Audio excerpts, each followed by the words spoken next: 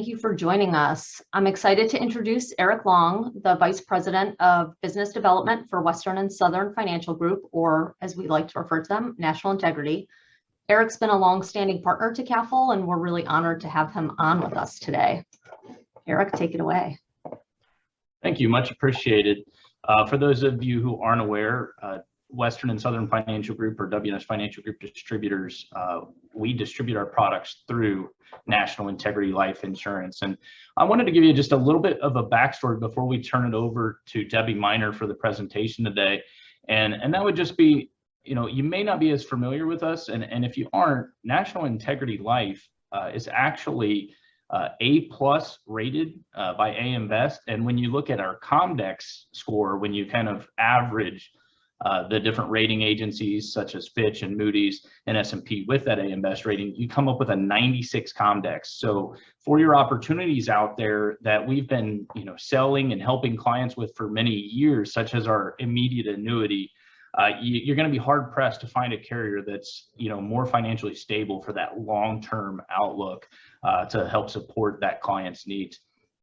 The second thing I wanted to mention was just a couple of options or things that we do well. I mentioned the SPIA momentarily. We actually issue about over $1 billion of immediate annuities to help financial professionals like those on the call, as well as their clients in those planning situations for retirement income and income to sustain or help with an estate planning vehicle as well, such as funding life insurance. You may be familiar with some of our MYGAs, but if not, they are one of the most client-friendly MYGA opportunities that are available out there. For example, 10% withdrawals every year, optional renewals, and even waivers of surrender charge for nursing home and terminal illness in most states, all the way up through the issue age of 89. And that all comes with agent-friendly features like no chargeback at death, even in the first year, and the opportunity for commission on those optional renewals for the client at the end of the duration.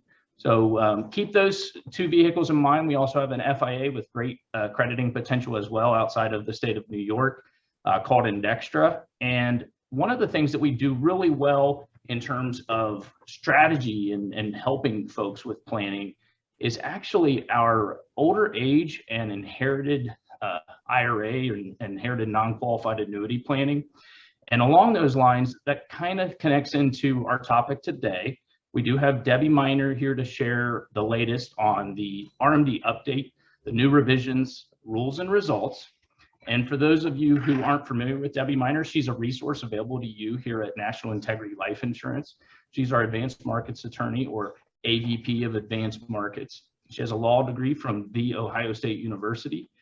And she spent many years actually editing those big old thick books called Tax Facts before the last 12 years working in a similar capacity as she does today, where she's available to consult with different financial professionals around the country on trust, estate planning, charitable gifting, business ownership, inherited IRA inherited IRA distributions, as well as non-qualified extended annuities.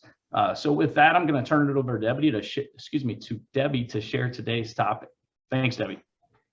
All right. Well, thanks for having me. And let me go ahead and take a minute and share my screen, and we can get started. All right. Give me 1 minute for that to go away. All right. Can everybody see my screen and hear me okay? Great. All right. Well, thanks for joining us today for this RMD update, new revisions, rules, and results.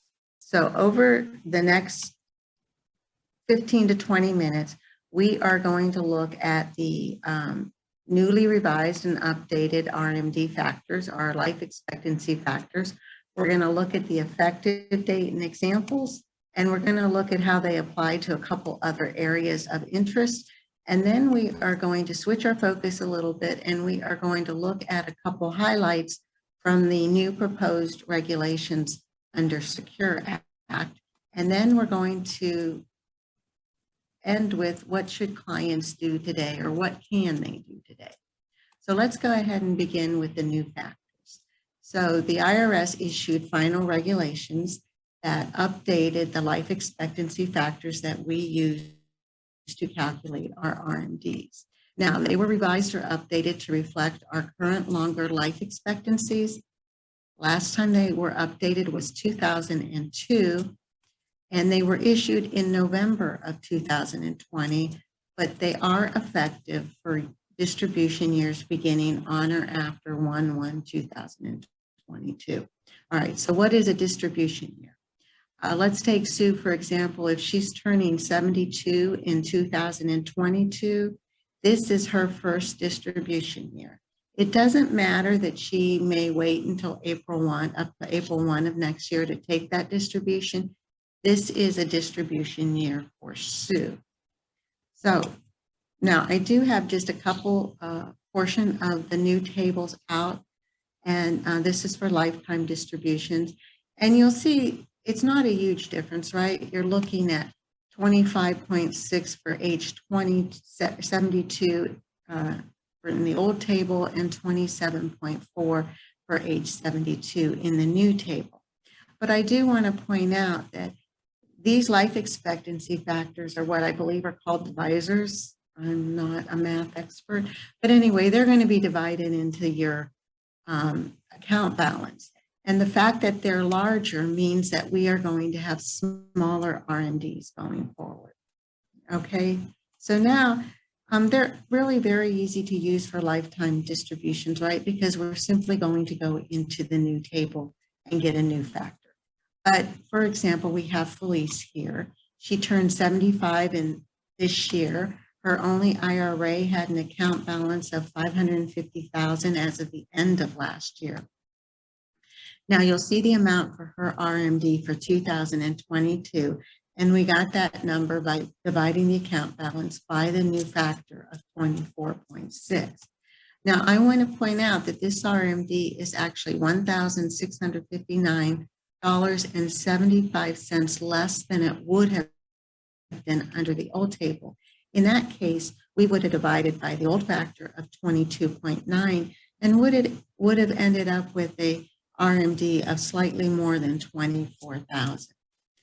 Now, these new tables are also fairly easy to use for newly inherited IRA contracts. Not so easy for older inherited IRA contracts, and that's because of the -1 method.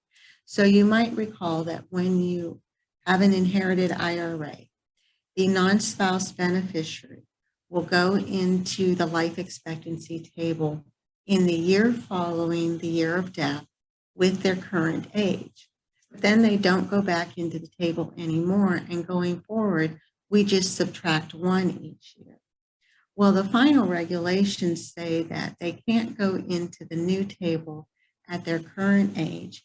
They have to actually go into the new table at the same age they went into the old table. Makes it just a little bit more complicated. But let's look at a really quick example. And here we have Maurice. So he was 52 when he inherited an IRA from his father. It was in 2017. So under the -1 rule, he entered the table in 2018 at 53, and he had a factor of 31.4. Now, if there weren't new tables, his factor for this year would be 27.4. And we would have gotten that by taking 31.4 and subtracting 1 for 2019, 20, 21, and 22. However, he has to go into the new table and reset his factor for age 53. So his new factor is 33.4. We subtract those 4 years, we get 29.4. You'll see that it is larger than the older factor of 27.4. So his RMD will be less this year. All right, now let's look at how it affects a few other areas. And one is we also use these tables for our non-qualified stretch calculations. Now, a non-qualified stretch is going to allow our non-spouse beneficiaries to take these death benefit distributions over a period as long as their life expectancy. So essentially, these non-spouse beneficiaries can go ahead and stretch those income and taxes over their life expectancy which they can no longer do with qualified funds. Most non-spouse beneficiaries under the new secure rules are subject to the 10-year rule. Now, if a carrier's non-qualified stretch program uses the -1 method, I believe they are going to have to go through the process I just described for the inherited IRA contracts that were older.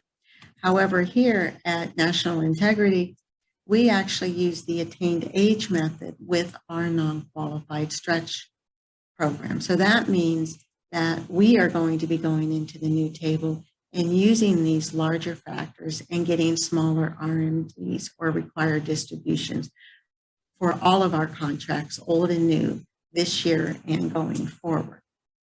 Another place where we run into the use of these tables would be when we're doing calculations for 72T or 72P or 72Q.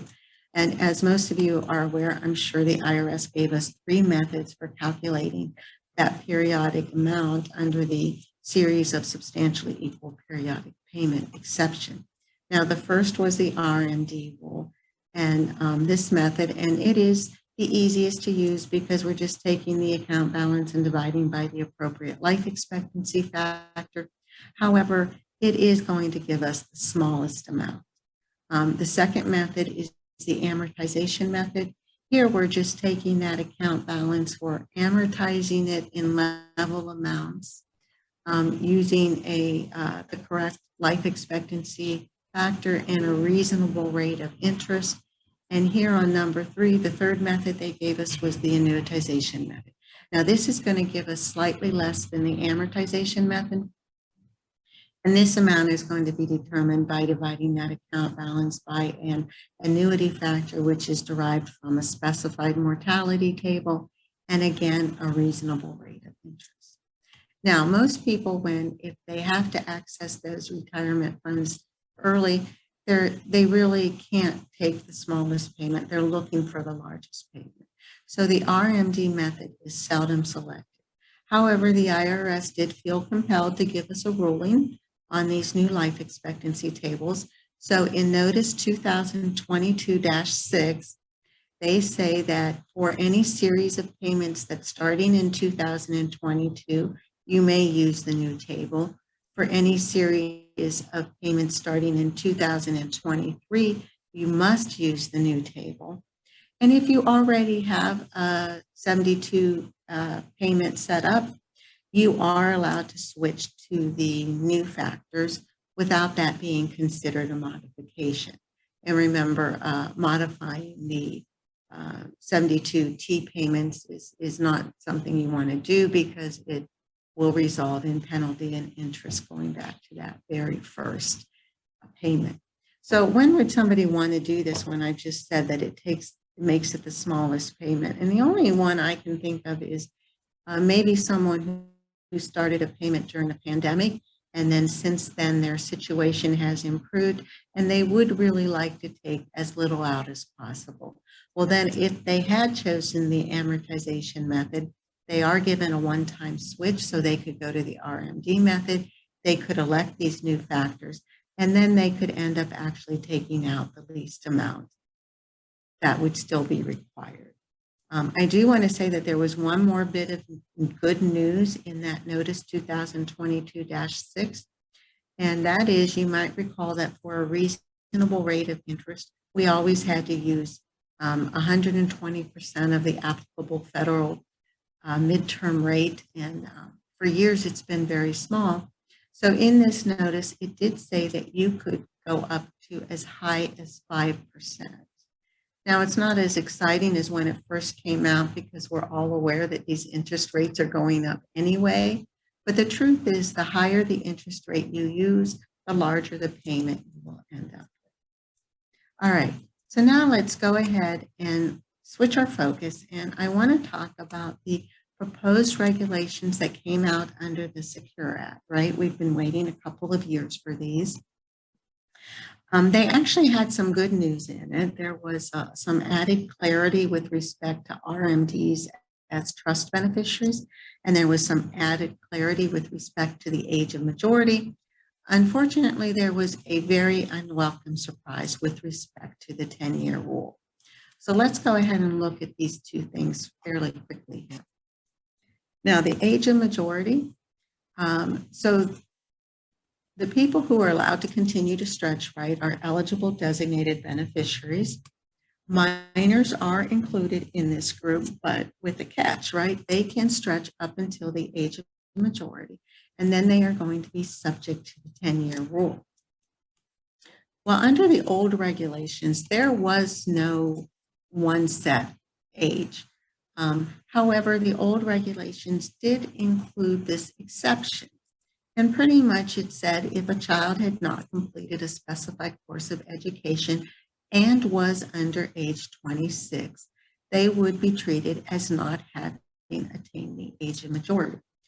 Well, when the IRS and Treasury looked at this again under for the proposed regulations, their reasoning is that any client or taxpayer, right, is going to have to use this age of majority for all of their defined contribution plans. So this time around, they determined that it should not be a plan design choice, right? They are going to mandate that a child of the employee, remember, minors of others don't count. So a minor of an employee will be treated as meeting the age of majority on their 21st birthday. Now, this will take into account all of the state's age of majority rules. And it also says that if you had a defined benefit plan that actually used that age 26 rule, they can continue to do that. All right, so now let's go ahead and go to the fun part, right? So the 10-year rule, so much confusion. So who has to use the 10-year rule? Well, generally, it's going to apply to most non-spouse beneficiaries, but it's definitely going to apply to all of our clients' healthy adult children, okay? So they are subject to the 10 rule. And we all thought we knew how it worked. All the experts and commentators, it was supposed to work exactly like the 5-year rule worked, no annual distributions, simply the entire amount had to be distributed by the end of the 10-year period. All right, well, in April of last year, the IRS released their publication 590B, which is on IRA distributions, and it is to be used in preparing your 2021 tax returns. And in that publication, they have this example of the 10-year rule, and it says that you have to take annual stretch distributions for years 1 through 9, and then the remaining still has to be distributed by the end of that 10-year period. Well, I'm sure you saw it. There was a ton of articles. There was a ton of comments. Everybody was up in arms. It was needlessly complicating everything. And so in May, they revised it and they took out that example in the new 590B. Everybody, big sigh of relief, right? Well, it turns out that it was a little premature. So we get the proposed regulations, 285 pages of regulations. And in there are different rules for how the 10-year rule works, depending on whether the IRA owner or plan participant died before their required beginning date, their RBD, or if they died after. So if they died before their required beginning date, it works just like everyone thought. The entire amount must be withdrawn before the end of the 10-year period, and there are no annual distributions. However, if the IRA owner or plan participant dies after their required beginning date, guess what? They have to take annual stretch distributions for years 1 through 9, and the remaining amount must be withdrawn before the end of the 10-year period. Now, these proposed regulations were issued in February of this year. There was a 90-day comment period, and if it happened as scheduled, there should have been a public hearing on June 15th. I am sure the IRS and Treasury got an earful and there are some people who do believe that they will change this rule in the final regulations. I'm not quite so sure. I mean, they kind of knew what our reaction would be based on that little trial run they did with the publication last year. And they still went on to write very, very detailed regulations. So I'm not so sure that this rule is going to go away. All I can tell you is that the proposed regulations say that the effective date for these regs, that the proposed effective date is 1/1/2022. A lot of people are hoping that because they intended it to apply this year, that we will actually get final regulations this year. And it's kind of important, right? Because if this rule is accurate, then we have decedents who died in 2020 who there might have been beneficiaries who should have taken a distribution in 2021 and they didn't. So we really do need some relief and we need some guidance here. So knowing all this, what can we do and what should clients do? And I think it's really important to make sure that clients recognize that the final regulations, they may indeed be different. We don't know. However, the proposed regs do say that if you follow the proposed regs, you will be in compliance with the Secure Act. Otherwise, you must follow a reasonable interpretation of the Secure Act. I'm not so sure how comfortable I'm going to be that our reasonable belief in how the Secure Act is the same as the IRS's, right? But remember, our RMDs are not generally due until the end of the year. So, we do have some time to sit back and hope that we get guidance from the IRS and that we like that guidance. But I do think there is an action that clients can take today. And if they don't want to worry about this, I think consideration of a SPIA for these 10-year beneficiaries is not a bad way to go, right? A SPIA is going to be a very tax efficient option, right? They can spread those payments and taxes out over the 10 years. So if they would take those funds, use the inherited funds to purchase a qualified SPIA, if they do it in the year of death, then they get the full 10 years. And I believe this is going to satisfy the secure rules no matter when the decedent died. So you don't have to worry about the IRS's final decision in this. And essentially you can fix it and forget. Okay, so let's go ahead and just in summary, so we have these new RMD factors. It is going to result in smaller RMDs for our clients. We have these proposed regulations under Secure. We like some of the clarity we received under the regulations, not so much what the regulations had to say about the 10-year rule. We do have a lot of materials on this subject. There's a flyer that goes over the examples that I do. We have this 10 facts and effects, which is really just 10 simple rules for inherited IRAs. And you can get these from Eric, who's your external wholesaler. You can get them from our sales desk, and you can always find my advanced markets materials and our other marketing materials on wsfinancialpartners.com. And that's all I have, Eric. Thank you, Debbie. So we do a lot of this. You and I, we typically have 2 of these conversations a week, maybe more with specific cases where financial professionals come to us.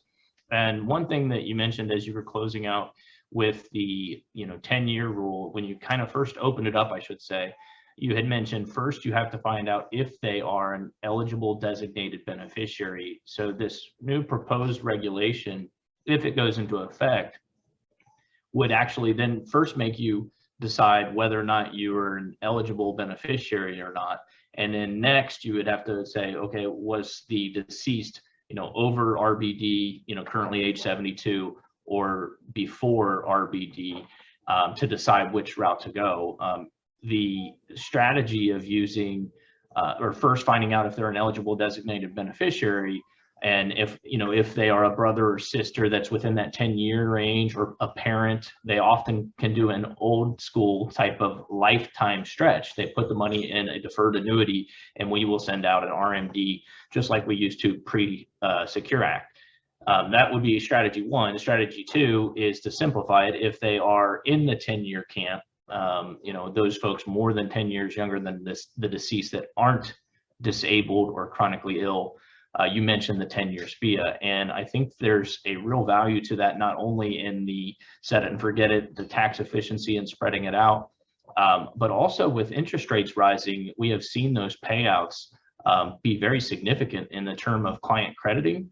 And then oftentimes these beneficiaries are between the ages of 40 and 60, and they can take those distributions after tax and reallocate them in some type of planning strategy, whether that's into their own Roth IRA or possibly into some kind of accumulation life insurance vehicle or what have you. So a lot of ease in kind of selecting that option and protecting yourself, but also helping the client with an efficient strategy going forward. So I just know that's something that comes up on a weekly basis for Debbie and I. So I thought I'd clarify and add some insight and color to that. So with that, I'll turn it back over to you all. And one question, you guys can run the illustrations with RMDs for us, correct? For our advisors, what in force and new business. So depending on the product illustration, Greg, it would vary a little bit. We have a very comprehensive non-qualified stretch program with our products outside, the FIAs outside of New York, where it illustrates the distribution on the non-qualified side, and it even shows part principal, part interest. On the IRA side, it depends on the product. So in many cases, we can show the RMDs on the IRA side, and in some cases we cannot. Great, thank you. So I think I speak for Greg, myself, and all of GAFL to say, Debbie, thank you so much for your time and expertise today. Eric, thank you for helping organize this. We couldn't have done it without you, Eric. And Debbie, your expertise in this area, we really look to and lean on. So we really appreciate you taking the time to meet with us today and shed some light on a oftentimes complex and nerve-wracking thing to navigate. So we really appreciate you simplifying it for our advisors in a way that's very easy to understand, and we think there's some great takeaways from it. So thank you both.